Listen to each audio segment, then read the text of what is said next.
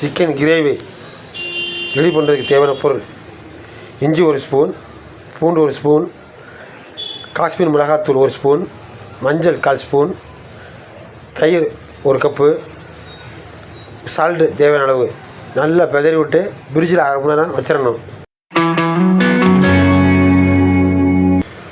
கடலெண்ணெய் 2 ஸ்பூன் ஊற்றிக்குவோம். 5 வரமிளகாய் போட்டுக்குவோம்.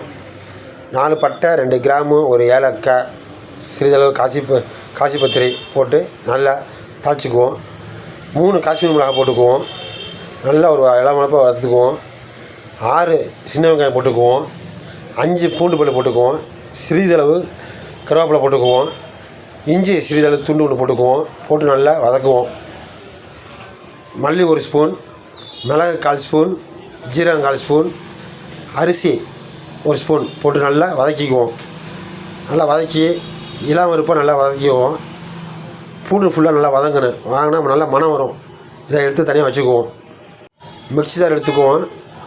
1 தேங்காய் அரைச்சி பூவாக ஆக்கிக்குவோம். 10 மிந்திரி போட்டுக்குவோம். ஊற வச்சா கசகசா கொஞ்சம் போட்டு நல்லா மையாக அரைச்சி வச்சுக்குவோம். 2 ஸ்பூன் ஆயில் ஊற்றிக்குவோம். சோம்பு 1/4 ஸ்பூன் போட்டுக்குவோம். 2 பட்டை போட்டுக்குவோம். 1 ஏலக்காய் போட்டுக்குவோம். 2 கிராம் போட்டுக்குவோம். போட்டு ஒரு தாளிச்சுக்குவோம்.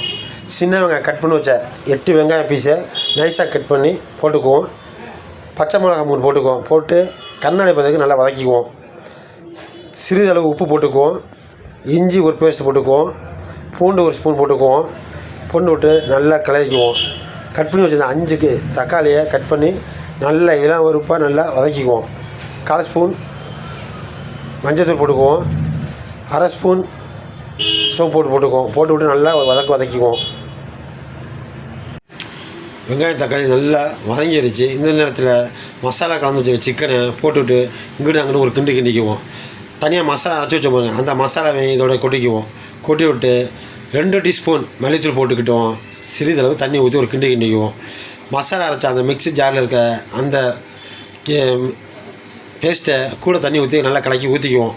ஊற்றி விட்டு சிறிதளவு புதினா இலையும் கைப்பிடி மல்லி இலையும் போட்டு நல்லா ஒரு கிண்டி விட்டு கொதிக்க விடுவோம்.